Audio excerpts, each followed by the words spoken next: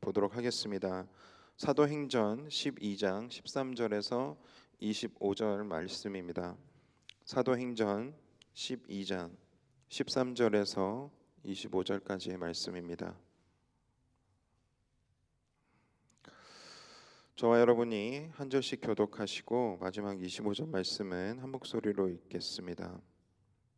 베드로가 대문을 두드린데 로데라는 하는 여자아이가 영접하러 나왔다가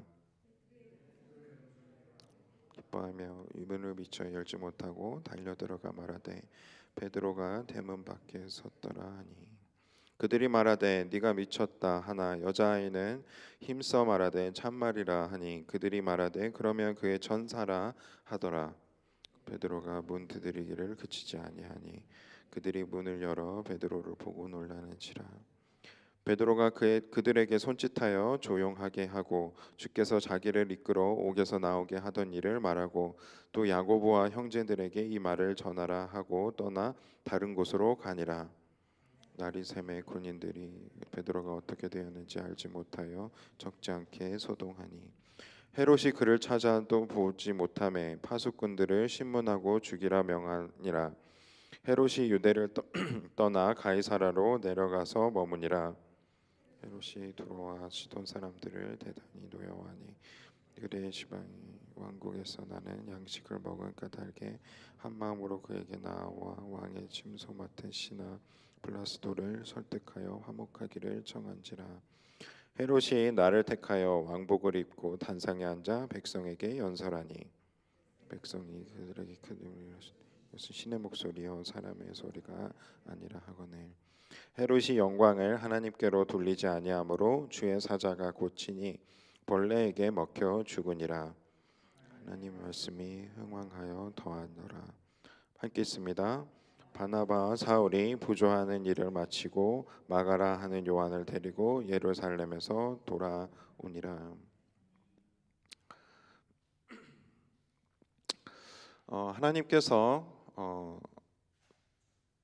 하나님께서 기도를 응답하실 때 어떤 사람의 기도를 응답하실 거라고 생각이 드십니까? 우리는 하나님께서 우리의 기도를 들어주시면 우리가 믿음으로 구해야 하고 또 반드시 그것을 하나님께서 들어주실 줄로 믿고 기도해야만 하나님께서 그 기도를 들어주신다라고 생각하기가 쉽지만 오늘 말씀대로라면 사실 부족한 우리 믿음으로 우리가 기도를 했을 때에도 그 기도가 하나님의 뜻에 합당한 기도라면 하나님께서 반드시 그 기도를 들어주신다라는 것을 우리는 발견을 할 수 있게 됩니다. 이 전 파트를 다시 한번 우리가 기억해 보면 성도들이 함께 베드로가 감옥에 갇힌 다음에 그 베드로를 위해서 함께 합심해서 기도하는 시간을 가졌던 것을 우리는 압니다. 그리고 나서 그 기도를 하나님께서 들으시고 베드로를 아주 신비한 방법으로 그 옥에서 나올 수 있도록 하나님께서 인도해 주신 것을 또 우리는 기억해 볼 수 있습니다. 그 다음에 베드로가 자신의 동역자들이 모이는 그 마가의 다락방으로 찾아갔을 때에 문을 두드렸더니 한 여자아이가 영접하러 나왔다가 베드로의 목소리가 들리는 것을 보고 굉장히 기뻐했다라는 것을 또 기록을 통해서 알 수 있는데요. 문을 미처 열지 못하고 사람들에게 달려가서 베드로가 대문 밖에 왔다라고 이야기를 하니까 사람들이 그것을 믿지 못한 것을 또 발견을 하게 됩니다. 그들은 함께 기도했고 베드로가 나올 수 있도록 기도를 했고 또 그것을 하나님께 간절히 모여서 기도를 했음에도 불구하고 그것을 온전히 그러니까 베드로가 그렇게 빨리 감옥에서 나와서 그들을 찾아왔으리라고 미처 믿지 못했던 것이죠. 그들이 믿음이 부족했다라기보다는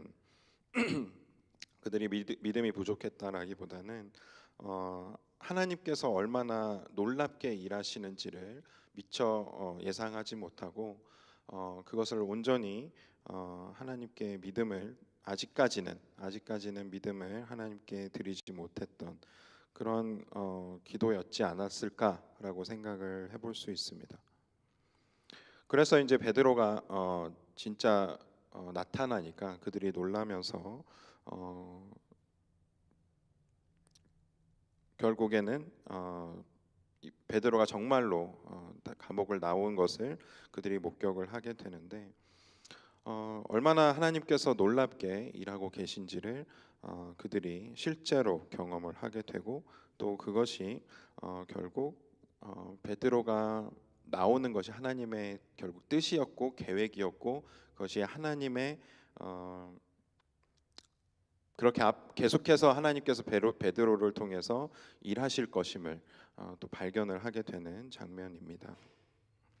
그렇게 그들이 계속해서 하나님의 일들을 감당을 하되 어떻게 감당해야 할까라는 것을 오늘 말씀을 통해서 우리는 또 교훈을 받을 수 있을 거라고 생각이 듭니다.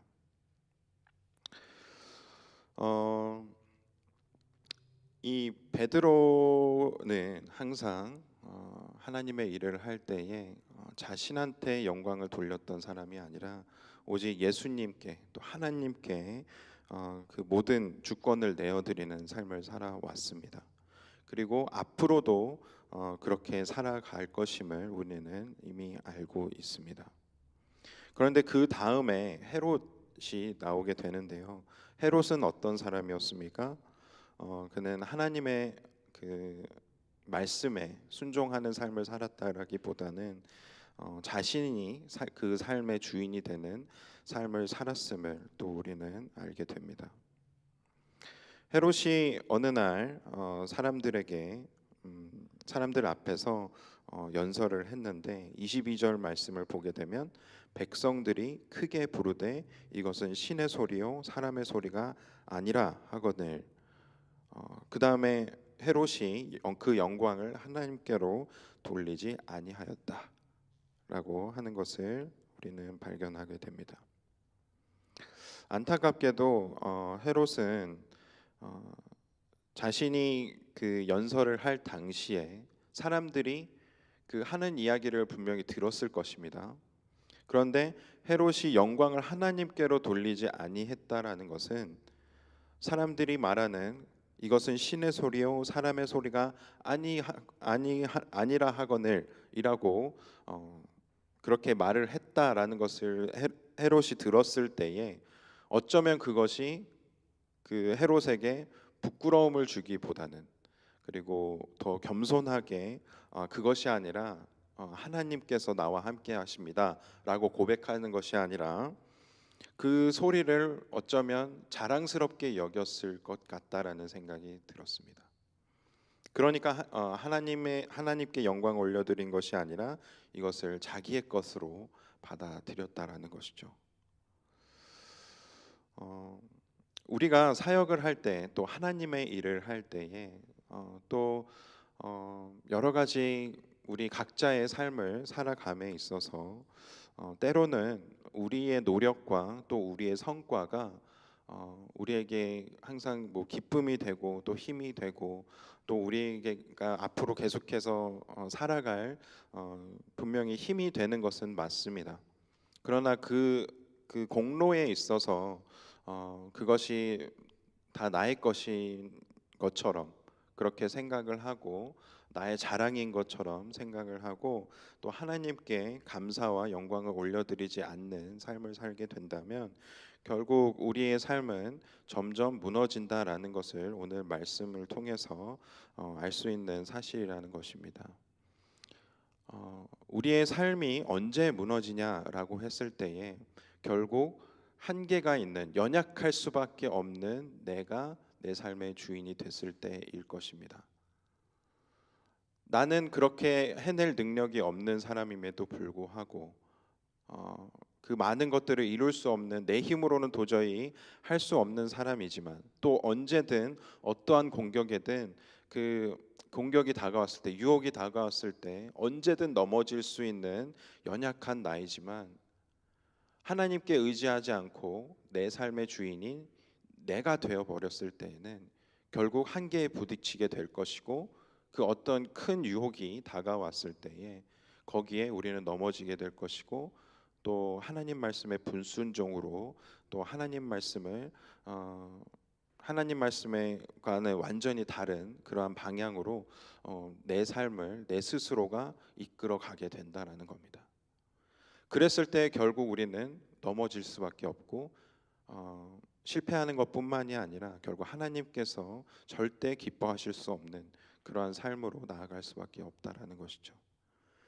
그렇게 보았을 때에 계속해서 베드로가 하나님을 신뢰하면서 또 하나님께 온전히 삶을 맡겨드리면서 심지어 감옥에 갇힐지언정 하나님께서 맡겨주신 사명을 끝까지 감당하겠다고 그렇게 나아가고 있는 그 베드로의 모습을 닮을 것인지, 또 하나님께 그 영광을 올려드리면서 하나님께 내 삶을 맡겨드리면서 내 삶의 주인은 하나님 한 분뿐이시라는 것을 고백하는 삶을 살게 될 것인지, 아니면 헤롯이 그랬던 것처럼 자신의 공로를, 자신이 받고 있는 그 칭찬과 그 인기와 자신이 누리고 있는 그 권력의 결국 주인이 내 자신임을 그렇게 고백하는 그런 겸손하지 못한 삶을 살게 될 것인지,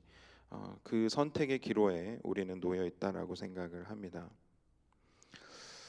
어떻게 보면 가장 큰 위기는 우리가 병이 들었을 때, 혹은 우리의 사업이 실패했을 때, 혹은 우리의 우리 우리의 삶에 어떠한 문제들이 닥쳤을 때가 아니라, 오히려 가장 많은 것을 누릴 때, 가장 높은 곳까지 올라갔을 때에 그곳에 하나님과 함께 하고 있지 않은 그러한 삶이 오히려 진정한 위기가 아닌가 생각을 하게 됩니다.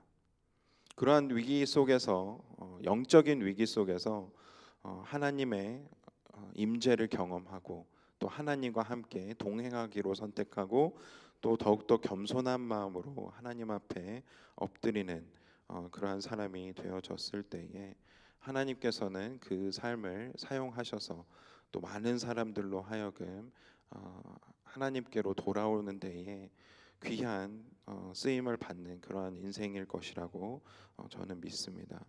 그렇게 오늘 하루 하나님 앞에 정말 겸손한 마음으로 나아가고, 또 누군가에게 하나님의 말씀을 전하며 또 하나님의 마음을 전하는 삶으로 나아가면서 다른 사람을 섬기고 또 하나님을 섬기는 데에 최선을 다하고, 그 공로를 나 스스로에게 돌리지 않는, 내 삶의 주인이 나임을 고백하는 것이 아니라 온전히 하나님 한 분뿐이 나의 삶의 주인 되심을 그렇게 고백할 수 있는 저와 여러분들 되시기를 간절히 소망합니다. 함께 기도하겠습니다. 사랑이 많으신 하나님, 감사합니다. 오늘 사도행전 말씀을 통해서 베드로와 또 헤롯의 삶이 어떠했는지를 묵상하게 해주시고, 또 그들이 결국 어떠한 결과를 낳게 되었는지를 살펴보면서 더욱더 겸손하게 하나님께 나아가기로 결단할 수 있게 해주심을 감사합니다. 저희들이 무엇을 할 때 하나님의 뜻에 맞는 삶을 살 수 있도록 해주시고, 또 어떤 선택을 할 때 그것을 나의 공로가 아니라, 나의 어떤 열심으로가 아니라 온전히 하나님 의지하면서 하나님의 뜻에 맞는 선택을 할 수 있게 해 주시옵소서. 그래서 우리의 삶에 비록 위기가 닥쳐올지라도 그것을 하나님과 함께 넘을 수 있는 기도로 함께 하나님과 함께 그 시간을 보낼 수 있는, 또 우리에게 많은 것이 주어졌을 때에 많은 영광과 또 많은 물질과 많은 권력과 인기가 주어졌을 때에 그것으로 인해서 내가 교만해지는 것이 아니라 더욱더 하나님 앞에 겸손해질 수 있는 저희들의 삶이 될 수 있도록 도와주시고 함께해 주시옵소서. 저희들의 마음을 붙들어 주시고 오늘 하루 온전히 오늘 하루의 삶에 주인은 온전히 하나님 한 분뿐이심을 저희들이 고백하며 나아가게 되기를 소망합니다. 저희들 이 오늘 하루의 삶을 온전히 하나님께 맡겨드리고 또 하나님 말씀에 순종하는 삶 살 수 있도록 도와주시고 말씀하여 주시고 함께해 주시옵소서. 이 모든 것 하나님께 맡겨드리며 예수 그리스도의 이름으로 기도드렸습니다. 아멘. 하늘에 계신 우리 아버지여, 이름이 거룩히 여김을 받으시오며 나라의 마옵시며 뜻이 하늘에서 이루어진 것 같이 땅에서도 이루어지이다.